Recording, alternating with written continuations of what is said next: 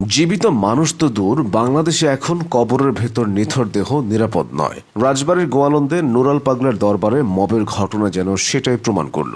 মাটি থেকে প্রায় 12 ফুট ওপরে বিশেষ কায়দায় কবর দেওয়া নুরাল পাগলার দরবারে ভাঙচুর চালিয়েছে বিক্ষুব্ধ জনতা। সেই সঙ্গে নুরাল পাগলার দেহ কবর থেকে তুলে আগুন দিয়ে পুড়িয়ে দিয়েছে তারা। ঘটনাটি ঘটেছে 2025 সালের 5 সেপ্টেম্বর জুম্মার নামাজের পরপর। এ সময় উত্তেজিত জনতা এবং নুরাল পাগলার অনুসারীদের সঙ্গে সংঘর্ষে আহত হয় অন্তত শতাধিক ব্যক্তি। প্রাণ হারায় রাসেল মোল্লা নামের এক যুবক। এদিকে মব থামাতে না পারলেও বরাবরের মতো এই ঘটনারও নিন্দা জানিয়েছে অন্তর্বর্তী সরকার। সংবাদ মাধ্যম সূত্রে জানা গেছে, রাজবাড়ী জেলার গোয়ালন্দ পৌরসভার 5 নম্বর ওয়ার্ডের নুরুল হক ওরফে নুরাল পাগলা বহু বছর আগে নিজ বাড়িতে গড়ে তোলেন দরবার শরীফ। একসময় নিজেকে ইমাম মাহাদি দাবি করে আলোচনায় আসেন তিনি। পরে 1993 সালের 23 মার্চ জনরোষ এড়াতে তিনি মুচলেখা দিয়ে এলাকা ত্যাগ করেন। এর কিছুদিন পর তিনি আবার ফিরে এসে তার দরবার শরীফের কার্যক্রম পরিচালনা শুরু করেন। 2025 সালের 23 আগস্ট ভোরে বার্ধক্যজনিত কারণে প্রাণ হারান নুরাল পাগলা। পরে তাকে মাটি থেকে প্রায় 12 ফুট ওপরে বিশেষ কায়দায় দাফন করা হয়।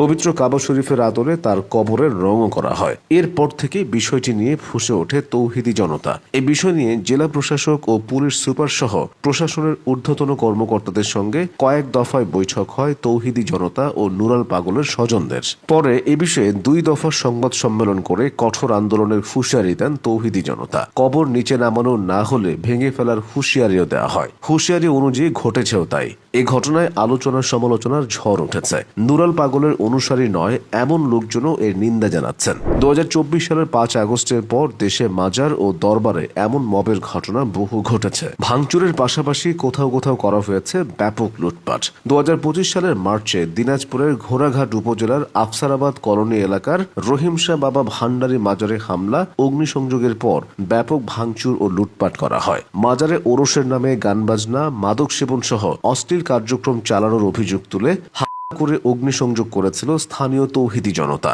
সিরাতে মুস্তাকিম পরিষদ নামের একটি সংগঠনের ব্যানারে সে এলাকায় লাঠি মিছিল কর্মসূচির পর ওই ঘটনা ঘটে। ভাঙচুরের পর মেহমানদের কুঠুরি ঘরের আসবাবপত্র, রান্নার হাঁড়ি পাতিল সহ ওরসের জন্য কেনা 8টি গরু ও 10টি ছাগল লুট করা হয়। একই মাসে অর্থাৎ 2025 সালের মার্চে নেত্রকোনার এক ওরসের আয়োজনও ভেস্তে দেওয়া হয়। 2024 সালেও অনেক জায়গায় মাজার ও খানকায় মব সৃষ্টি করা হয়েছিল। সে বছর নারায়ণগঞ্জে বিতর্কিত দেওয়ানবাগী পীরের সমর্থকরা তার জন্মবার্ষিকী পালনের প্রস্তুতি নিতে গেলে পীরের আস্তানার পাশে দেওয়ানবাগ জামে মসজিদের মুসল্লিরা বাধা দেয়। এতে পীরের অনুসারীরা মুসল্লিদের ধাওয়া করে। পরে আশেপাশের 8-10 গ্রামের মুসল্লিরা বিভিন্ন মসজিদের মাইকে ঘোষণা দিয়ে ঐক্যবদ্ধ হয়ে বিতর্কিত দেওয়ানবাগী পীরের আস্তানায় চড়াও হয়।